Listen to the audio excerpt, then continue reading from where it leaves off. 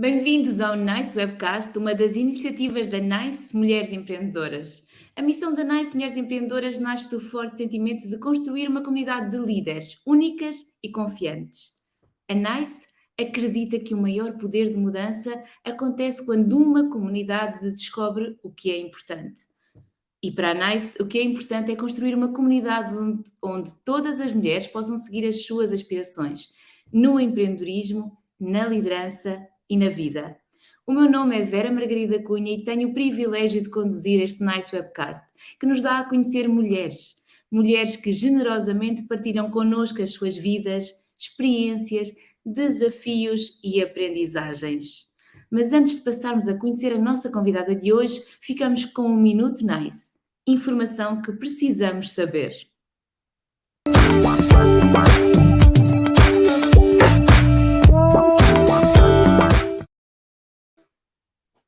Sabia que a desigualdade também existe no mundo dos capitais de risco?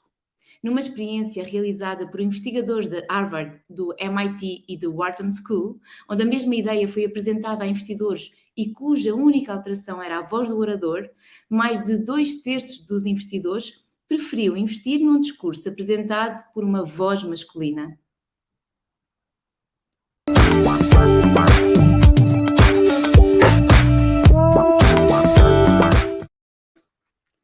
E agora sim, vamos conhecer a nossa convidada de hoje. É licenciada em Biologia Vegetal aplicada pela Universidade de Lisboa.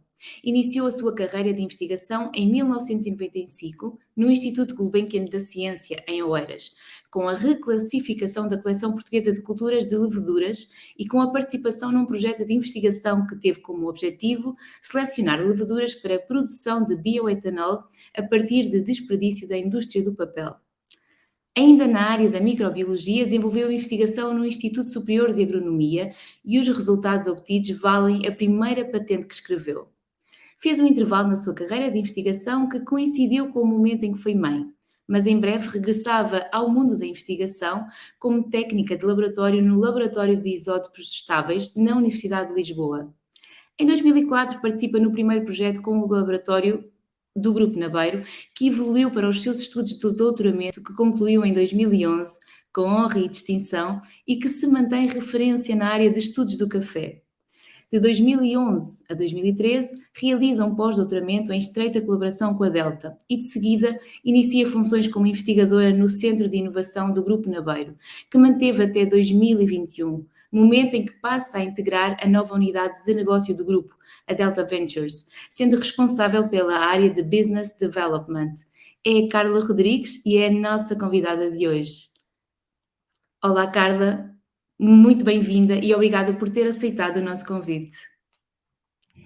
Obrigada eu. É um prazer estar aqui e falar convosco e conhecer a NICE também, que eu não conhecia antes do vosso convite.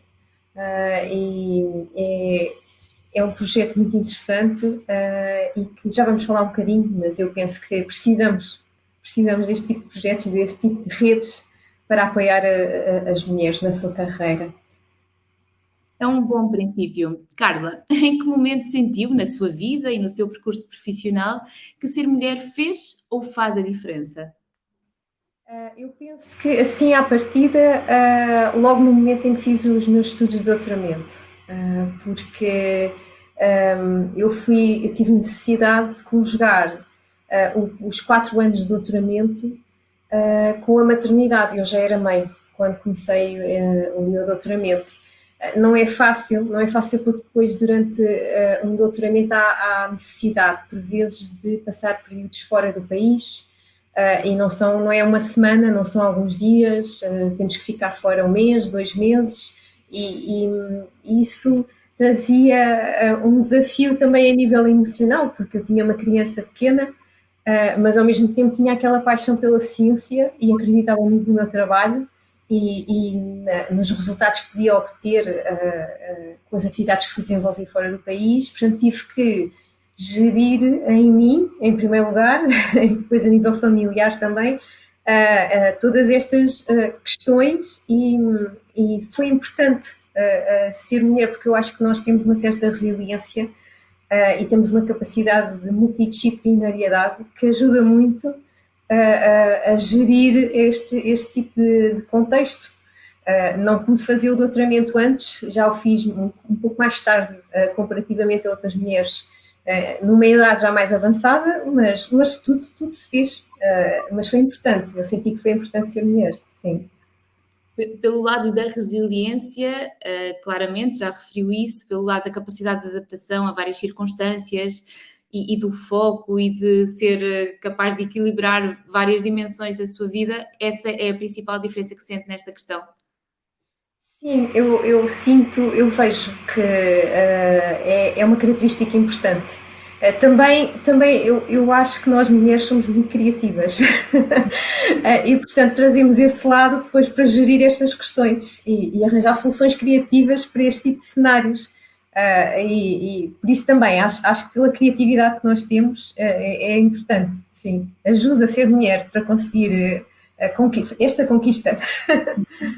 É uma conquista tão importante. Carla, esta questão da igualdade de género, da equidade de género, é uma área de interesse para si? Tem essa preocupação no seu dia a dia, na sua prática profissional? Acha que é importante que tenhamos essa consciência ativa nesta mudança? É importante. No meu caso, eu dou alguma atenção, por exemplo, ao facto de haver áreas, domínios científicos, onde as raparigas ainda têm uma representatividade muito baixa. Por exemplo, estou a pensar na área da engenharia, na área da programação, em que é preciso e há projetos dedicados para trazer raparigas para estes domínios científicos. E a mim custa-me que as meninas e as raparigas, as mulheres, sintam que ainda há domínios científicos para rapazes e domínios científicos para raparigas. E penso que é preciso nós continuarmos a discussão de quais são os fatores, não é, sociais, culturais, que nos levam a acreditar, a ter esta crença que há áreas que não são para nós. E, portanto, também a agilizar um bocadinho o acesso a esse tipo de estudos e as raparigas terem à vontade para fazer essa escolha. E isso passa pela partilha da informação, pela relevância que é dada a algumas pessoas que trabalham nessas áreas e que mostram que é possível que se trabalhe nessas áreas, porque a Carla usa uma expressão que é que as raparigas sintam que há áreas que não são para elas ou que são tendencialmente para homens. Portanto, isto é claramente uma percepção interior que continua a ser perpassada pela sociedade. Como é que nós combatemos efetivamente isto? Ou como é que nós permitimos que as raparigas sintam que não é necessariamente assim? Eu penso que é importante as mulheres que já desenvolvem alguma atividade de estudos ou profissional nessas áreas, no fundo, liderarem essa transformação pelo exemplo e estarem acessíveis. Lá está, por exemplo, o que nós estamos a fazer aqui, a contar histórias de vida, para que outras ouçam e compreendam que tudo é possível, não há limites nem para mulheres nem para homens. Portanto, nós só temos que saber qual é que é a nossa vocação, quais são as competências que queremos desenvolver e avançar. Portanto, é determinante que quem já fez o percurso esteja disponível para ajudar nas dificuldades, para partilhar experiências, para oferecer essa confiança de que outros podem seguir o mesmo caminho, os mesmos passos. A Carla tem aqui duas grandes vertentes profissionais, uma vertente mais na área da investigação e agora uma vertente mais corporativa.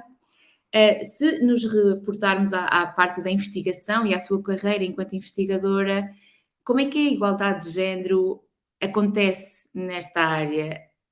Qual é a sua percepção? Eu sempre achei que, por ser investigadora, estar ligada à ciência e, portanto, ao avanço no conhecimento, eu não iria sentir tanto questões relacionadas com desigualdade de género. E estou-me a lembrar de um episódio que foi no início do meu doutoramento, em que tive que passar algum tempo fora do país e tinha uma criança pequena e lembro-me de estar a comentar com outra investigadora que ia para fora e de repente essa investigadora mulher ficou muito impressionada e perguntou-me, então, e a criança? Fica com quem? E eu fiquei muito espantada com aquela resposta. porque para mim, eu respondi logo, fica com o pai e fica bem, tanto fica bem com o pai como com a mãe. E para mim foi a demonstração de que ainda não encaramos, ainda não é assim tão clara a igualdade de género no meio da investigação, apesar de nós esperarmos que nós, como cientistas, até dessemos o exemplo, não é? E avançássemos mais rápido na mudança de mentalidades, na cultura, mas eu senti, e impressionou-me porque veio de uma mulher, outra investigadora, e portanto eu senti que no meio da investigação, sim, ainda havia mentalidade que não lidava bem com esta questão de nós termos a liberdade de, apesar de termos crianças e de sermos mães, também passar algum tempo fora para seguir a nossa carreira profissional.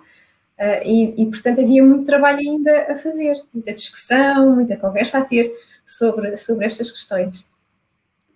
No meio empresarial, curiosamente, já agora, fazendo aqui a comparação, não é? Já não senti tanto, não sei se é pela organização onde eu trabalho, em que há várias mulheres em cargos de liderança e, portanto, as oportunidades são facultadas às pessoas independentemente de serem mulheres ou homens. Eu sinto isso. Já não dei conta tanto de haver ainda alguma mentalidade que não aceitasse também a igualdade de género, sim. Porque, na verdade, o que acontece, era isto que eu ia referir, é que em alguns momentos nós acabamos por ser contraditórios, porque oficialmente assumimos, claro, a questão da igualdade de género, não há ninguém que não o faça, diria eu, mas depois na prática, às vezes subliminarmente, com alguns comentários, com algumas abordagens, como essa que referia da sua colega, ainda existe ali uma tentativa de normalizar, não sei se a palavra será esta, mas de fazer com que alguns comportamentos aconteçam de determinada forma e não de outra. E isso acaba por ser contraditório na forma como as mulheres e os homens se sentem empoderados naquilo que é a aceitação de que as oportunidades existem para todos. Neste caso, tinha muito a ver com a questão da criança, não é? Da maternidade. Eu acho que nós mulheres ainda sentimos alguma culpa também de optar, estar um tempo fora, longe das nossas crianças e não sentir culpa por estar a fazer esse movimento, mas vamos voltar, não é? E pronto, está tudo bem. E o pai também deve participar nesta vida familiar desta forma e é bom que nós também demos essa oportunidade aos pais e aos homens, não é? Para poderem participar. Mas não é fácil, porque nós temos sempre esta culpa residual em fazer especificamente na questão da maternidade. Eu acho que é mais relevante aí, sim. O que importa então que então sejamos muito ativos neste trabalho, não é? Que de alguma forma coloca a maternidade como uma tarefa que inevitavelmente é feminina, não há volta a dar, não é? A maternidade é feminina, mas que não necessariamente quebre o percurso profissional de uma mulher. É talvez aqui um dos redutos mais difíceis de alterar quando queremos falar de equidade de género ou de igualdade de oportunidades, usando uma das duas expressões. Já nos falou que no mundo empresarial realmente encontra uma realidade diferente, uma realidade que talvez tenha a ver exatamente com a sua experiência e não necessariamente com todas elas, mas é bom que saibamos que existem muitas experiências positivas aí no mundo empresarial. Quando nos focamos aqui mais na área do capital de risco, qual é a sua percepção? Existe preponderância de algum género? O género tem algum valor ainda no mundo do capital de risco ou cada vez mais tem menos?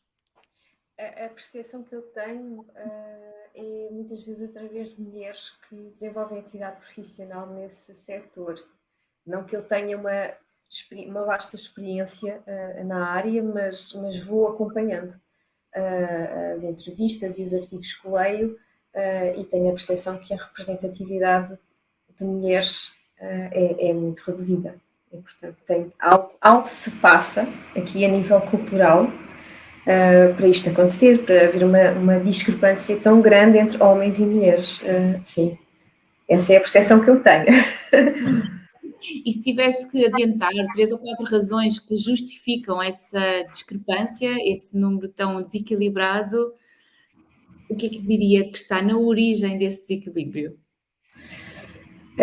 Provavelmente questões de educação, culturais. Nós podemos ter receio de arriscar e de também ter uma voz nessa área. Eu penso que é principalmente cultural e de educação. Nós recebemos essa educação para ser mais receptivas e investir menos, em dar menos o primeiro passo.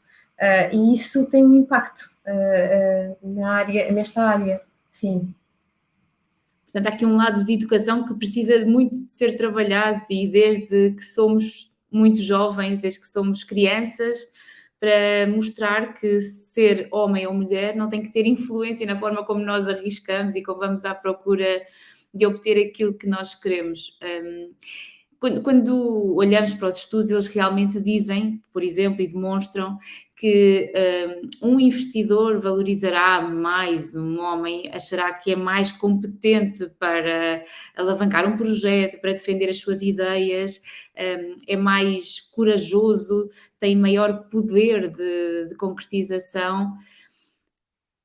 Quando a Carla está neste papel, no papel de investidora, quando tem que lidar com empreendedores, alguma vez sentiu que tinha tido esse tipo de predisposição para valorizar mais um projeto apresentado por um homem do que por uma mulher? Não, na realidade não. Nós avaliamos a probabilidade, a possibilidade de participar numa startup, num novo negócio, com base na ideia, no modelo de negócio, na equipa também, mas é comum que as equipas sejam mistas em termos de género, portanto, e já tivemos apresentações que vêm através de equipas cujo líder é uma mulher e também através de equipas cujo líder é um homem, e nunca senti em momento algum que sequer fosse uma questão para nós, porque a atenção é dada tanto à avaliação que é feita da empresa, à ideia, se está ou não alinhada com as nossas prioridades, que não se coloca a questão de ser uma mulher ou um homem a apresentar. Não tenho essa percepção, não. Na realidade, nunca senti. E acha que essa sua capacidade de ter uma visão bastante mais focada no projeto tem a ver também com o facto de ser mulher e, portanto, isso é uma dimensão que tira fora da equação? Não. Pronto. Isso já é outra questão importante, que é nós também sermos uma equipa mista, que vem de áreas muito diferentes, nós temos competências muito diferentes e, portanto, entre nós todos há espaço para o foco só no modelo de negócio, no plano de negócios, e depois também há foco para a parte da criatividade, do potencial da ideia, do potencial da equipa, e portanto, ainda bem, porque no final a avaliação teve em conta todos estes aspectos. E, portanto, nós não ficamos tão focados só na parte de negócio, mas também na parte de inovação, nas características das pessoas que compõem a equipa, porque, na verdade, vão ser pessoas com as quais nós vamos trabalhar muito tempo, não é? Vamos estar em contacto durante muito tempo, vários anos, prevê-se que sim, e, portanto, nós damos atenção a aspectos completamente diferentes que caracterizam a startup. Portanto, o foco não é só na parte financeira, não. Portanto, essa questão da diversidade é realmente um benefício nas equipas que avaliam, nas equipas que promovem os projetos, também naquilo que nós avaliamos, como a Carla referia, na criatividade, na sustentabilidade, no impacto. Portanto, esta questão da diversidade traz-nos efetivamente benefícios, não é? Temos que clarificar isto de uma vez por todas. As equipas têm que ser mistas. É muito positiva, é muito mais divertido. E quando falamos aqui de diversidade, por sorte, na nossa equipa, estamos a falar de género, mas não só. estamos a falar também de idade. Portanto, nós na nossa equipa temos pessoas muito jovens e temos pessoas já séniores e que trabalham todos em conjunto, homens ou mulheres, e isto faz com que a nossa equipa tenha características muito interessantes e que seja uma equipa muito, muito criativa, muito completa em termos de experiências, de competências, de capacidade de ultrapassar obstáculos, constrangimentos. E nós conseguimos, na verdade, ser um exemplo de comunicação. Nós conseguimos comunicar entre todos e estar bem uns com os outros, apesar do género e da diferencialidade. Portanto, quando nós falamos nesta diversidade, também tem a ver com mulheres de diferentes idades, homens em diferentes faixas etárias também, e conseguimos todos trabalhar com bons resultados. Portanto, Carla, é possível, não é? Diga-nos lá que é possível que uma equipa diversa trabalhe em equipa e que consiga resultados, objetivos e que saiba que está a trabalhar para um bem maior. A diversidade traz benefícios. É mesmo verdade aquilo que nos está a dizer. É possível, é de interesse, traz muitas vantagens, possibilita nós aprendemos muito uns com os outros e, portanto, eu até defendo esse modelo. Não só é possível, como eu sou defensora desse tipo de equipas em que não há limites nem de idades, nem de área de formação, nem de género, e todos contribuem para projetos muito disruptivos. Sim. O que sente, Carla, que são as competências das mulheres no que diz respeito ao empreendedorismo? Parece-me que a resiliência é muito importante. Eu acho que as mulheres são muito corajosas também, os homens também, mas as mulheres defendem muito o projeto. É como defender uma cria, não é? Algo que é seu, pronto. Têm muito amor à camisola e sacrificam-se. E também são muito criativas, porque têm, no seu dia-a-dia, até na sua vida pessoal, muitas vezes têm tantas obrigações que estão habituadas a conseguir gerir e inventar quase formas de fazer tudo o que têm para fazer e de atingir resultados. E eu admiro as mulheres, sobretudo as que estão em cargo de liderança. É fantástico a capacidade que têm de fazer algo assim. Já vamos à questão da liderança, mas apontou aqui, ou revelou-nos aquilo que, do seu ponto de vista, são as competências das mulheres. O que é que se sente em relação às fragilidades? Ou seja, quais é que são as fragilidades das mulheres na área do empreendedorismo e como é que considera que as mesmas podem ser mitigadas, podem ser diminuídas? Por vezes, nós provavelmente poderíamos aprender a ser assertivas, assim, a não perder tempo, porque nós gostamos muito de detalhe, não é? E de pormenor, e por vezes temos que fazer algum compromisso e foco e melhor gestão de tempo. Se houvesse apoio nessa área, era muito importante. Faz falta, por vezes, nas empresas também. Já há empresas que ajudam com serviços no trabalho que as mulheres podem usufruir até para gerir a sua vida pessoal. E essa é uma fragilidade que eu sinto, porque nós depois queixamos muito de andar sempre cansadas, de ter muito em que pensar ao mesmo tempo. Eu penso que é isso, que a longo prazo sente-se o efeito de um dia-a-dia contínuo, sempre com este nível de exigência e com muitas obrigações e muitos temas em que pensar ao mesmo tempo. Se houvesse forma de apoiar, era ótimo. Tudo o que for, às vezes são pequenas coisas, não é? É um pequeno serviço de lavandaria ou formação interna ou algo que seja fácil de gerir e que nós tenhamos fácil acesso, era o ideal. Tudo isso para mim é bem-vindo quando acontece. Eu valorizo muito. Porque isso traz a visão daquilo que é ser mulher e das tarefas que lhes estão atribuídas, eu estive aqui a fugir à palavra obrigações, porque não quis reforçar este estereótipo, mas das tarefas que muitas vezes lhes estão atribuídas e que precisam dessa colaboração social, seja ela Sim. promovida pela entidade onde trabalham, seja ela promovida pela sociedade por políticas públicas ou não. Voltando aqui à questão da liderança de que estava a falar, acredita que existe uma liderança no feminino?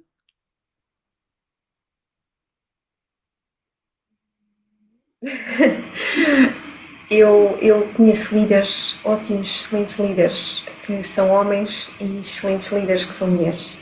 Uh, não diria que é uma liderança no feminino. A liderança aprende-se, calculo que sim, que leva algum tempo a desenvolver, que há pessoas que já estão mais predispostas a liderar do que outras, mas é possível ensinar, é possível melhorar sempre. Na minha perspectiva, pelo respeito que tenho aos líderes que eu já conheci, homens ou mulheres, eu diria que eu não usaria essa expressão, liderança no feminino. Carla, nós já falámos até um pouco disto no início, a criação de redes que estimulem a valorização do empreendedorismo feminino, demonstram às mulheres que é possível serem quem elas quiserem. Hoje em dia é muito comum e é também muito o propósito da NICE. Como é que se sente a importância destas redes? Do seu ponto de vista, elas são relevantes, trazem realmente benefícios? Ou corremos o risco de estar aqui a segregar ainda mais determinados grupos e a criar barreiras que não existiam anteriormente? Eu acredito que são muito relevantes. Nós precisamos de acesso à informação, nós precisamos de conhecer os nossos direitos e precisamos de conhecer formas de como exercer esses direitos. Essa educação cívica, por vezes, não é facultada às pessoas, mesmo na escola. Nós muitas vezes não temos acesso a aprender como é que se faz, como é que se exerce um direito sem estar a segregar ainda mais e a dividir, não é? Por grupos ainda mais a nossa sociedade. E, portanto, este tipo de redes, neste momento, para mim tem essa função. Eu posso aceder facilmente, aceder a conhecimento, a informação, que faz com que eu consiga entender a questão da igualdade de género da melhor forma, numa forma referenciada, informada, sem olhar para chavões ou frases fáceis, não é? E porque não é fácil. Há muito a dizer sobre o tema, e é uma forma tão simples, tão fácil, a qualquer momento nós acedemos, vimos ouvir aqui as entrevistas, vimos ler, temos acesso a estatísticas, a dados e começamos a conhecer o que é que se está a passar, mas de forma referenciada. Portanto, não tenho essa opinião de que ainda se segrega ainda mais, pelo contrário, ajuda-nos a aprender sobre o tema para tomarmos decisões de forma mais consciente. Sim. Portanto, os grupos fazem falta, sejam eles de que forma sejam criados, para que grupos sejam criados, no sentido também, a Carla usou uma expressão muito interessante, esta ideia de nós estarmos fundamentados nas nossas decisões. É fácil cair em estereótipos, é fácil cair em ideias que às vezes nem sequer correspondem à verdade. Portanto, para estarmos mais bem informados, precisamos claramente de saber onde é que essa informação está É um dos e às vezes papéis ir à mais procura dela. Sim, é um dos papéis mais importantes deste tipo de redes, penso eu, sim. Carla, já falámos aqui um pouco disto, nós precisamos de dar modelos aos jovens, às mulheres, porque não são só os jovens ou as jovens que precisam de ganhar esse papel de maior poder, às vezes até precisamos de modelos para pessoas um bocadinho mais experientes ou com outra faixa etária. Este valor que é dado aos modelos de desenvolvimento, aos modelos de carreira, aos modelos que no fundo mostram que é possível, é muito importante e a Carla até já nos referiu isso. Consegue partilhar connosco uma ou outra pessoa que tenham servido como modelos para si e que sejam alguém que a Carla segue? Eu ia mais à frente falar de uma pessoa, foi a primeira orientadora que eu tive no Instituto Gulbenkian de Ciência, a professora Isabel Spencer Martins, que já não se encontra entre nós, mas eu tenho saudades da professora e para mim é uma memória excelente da coragem que ela representava, porque mesmo a nível pessoal ela era uma pessoa que enfrentou preconceito na sociedade. Como cientista, era uma cientista de excelência e fazia-o com muita elegância. Eu estou a falar de há 20 anos atrás, não era fácil. E, portanto, eu recordo-me sempre dela como um modelo. Se eu precisar de parar um pouco, repensar em alguma situação e como responder, se eu me lembrar dela, eu sei o que é que eu tenho que fazer. E tenho muita boa memória da professora Isabel Spencer Martins. Sim. Que no fundo foi um modelo para si e segundo aquilo que acabou de partilhar connosco, também uma mentora. Este papel dos mentores é um papel importante. Consegue, além da professora Isabel de que nos falava exatamente agora, acha que o papel dos mentores pode ser uma forma de nós promovermos a mudança de uma forma mais rápida? Pode, porque o mentor também é alguém com quem nós podemos partilhar dúvidas, dificuldades, inseguranças, num ambiente de segurança, não é? Supostamente é isso que o mentor deve cultivar na relação que tem com quem orienta e com quem está a acompanhar. Essa confiança, essa sensação de segurança de que se pode falar e tirar dúvidas e que não há uma pergunta que não faça sentido, que se pode fazer todas as perguntas e as dúvidas que houver podemos falar abertamente, é muito importante num papel de mentor. E muitas vezes até há situações em que nós temos mentores externos à organização em que trabalhamos e isso ainda nos dá mais espaço, não é? Para falar à vontade e ver as coisas noutra perspectiva. E no fundo depois também é alguém que está a ver numa perspectiva diferente da nossa e que também é muito útil ter sempre alguém que nos oriente dessa forma, não esteja envolvido em situações ou projetos ou dúvidas ou dificuldades e que possa de fora também orientar e ajudar. Sim, os mentores são muito importantes. Eu tenho tido mentores, muitas vezes não é de forma formal. Os meus líderes também têm sido mentores e são pessoas que fazem isso, não é? Que oferecem segurança e que, no fundo, nos transmitem aquela sensação de que sabem sempre para onde ir, para onde estamos a caminhar. E isso é muito bom, porque ajuda-nos a evoluir mais depressa. E no seu papel enquanto líder, Carla, também sente essa necessidade de atuar como mentora. A palavra necessidade não é mais interessante para utilizar aqui, mas essa vontade de ser mentora das pessoas com quem trabalha. A verdade é que a Carla já tem um percurso gigante, profissional e em termos de organizações, experiência de liderança e liderar certamente com muitas pessoas que ainda estão no início da carreira. Sente essa predisposição para ser mentora, mesmo que seja de uma forma informal, como estava a referir ainda agora?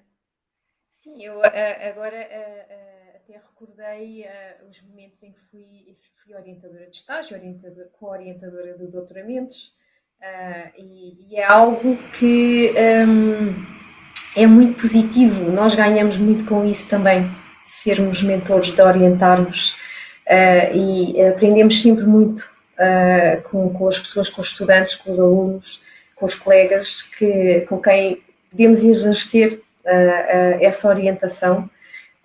E eu sinto que tenho algumas competências interessantes para fazer, porque trato sempre os alunos, por exemplo, no caso da orientação de estágios, como igual, dou todo o espaço e vou sempre só oferecendo essa segurança, essa confiança. fazendo sentir que qualquer coisa eu estou lá, mas tudo o que é necessário já está lá neles. Eles sabem, ele é tudo, tem todas as competências, não lhes falta nada, eles só precisam mesmo dessa segurança, desse apoio para terem confiança e avançarem. Que é se calhar também muito que às vezes falta às mulheres, é sentirem essa segurança nelas próprias e pensarem que mesmo que alguma coisa corra menos bem, não está tudo mal, está tudo certo, não é? Nós somos resilientes, homens e mulheres, e conseguimos continuar em frente. Carla, o que é que gostava de ter aprendido mais cedo em relação à igualdade de género? Exatamente como exercer os meus direitos, sim. Porque senão nós caímos naquele lugar de ter opinião e perdemos com isso. Portanto, era fundamental que cada vez mais nós mulheres percebêssemos e fôssemos educadas para saber como é que se faz, como é que funciona. Se eu tiver que exercer um direito que é meu, como é que eu devo proceder, qual é a atitude que eu devo ter, ao invés de só demonstrar uma opinião. E isso sim, eu penso que desde jovens, eu acho que o ensino e a educação pode ter um papel muito importante aqui, até porque, pronto, com turmas com meninos e com meninas, não é? Rapazes e raparigas, promover a discussão desse tema e como é que isso se faz, era essencial, sim. Isso eu gostava de ter aprendido mais cedo. Mas agora Mas estamos sempre a tempo. E quem nos estiver a ouvir pode sempre ficar consciente exatamente disso, não é? Que é importante aprendê-lo cada vez mais cedo, porque isso nos trará vantagens na vida pessoal e na vida profissional, claramente. Estamos a chegar agora aqui à segunda parte da nossa entrevista, o momento Nice Q&A.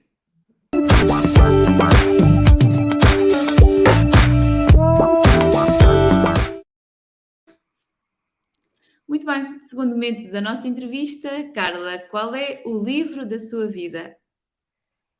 São muitos, mas hoje eu vou deixar aqui a sugestão deste filho da mãe, Diogo Gonçalves, porque é escrito por um homem sobre a perda da mãe quando era criança e o impacto que isso teve na vida dele e em tudo que nos relacionamentos, a nível profissional, tudo o que significou lidar com a perda de uma mulher tão importante na vida dele. E, portanto, este é um livro que é muito humano, é belíssimo.